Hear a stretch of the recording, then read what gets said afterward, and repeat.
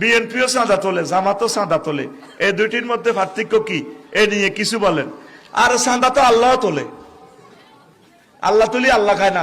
এক বক্তা মহান আল্লাহর জাকাতের সাথে বিএনপি ও জামাতের চাঁদাবাজি তুলনা করছে।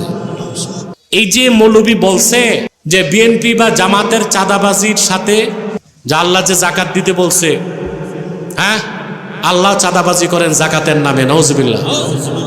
এই কথা যদি বক্তা বলে থাকে নিঃসন্দেহে সে কাফের এবং ওয়াজিবুল কতল, তওবা না করলে তার কোনো মাফ নাই।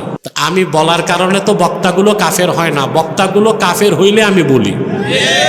লেবাসদারি বক্তা কি বলল? যে আল্লাহ চাঁদাবাজি করে।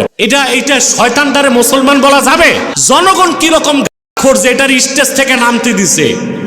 এই বক্তাটারে আচ্ছা মতো উত্তম মধ্যম দেওয়া দরকার ছিল।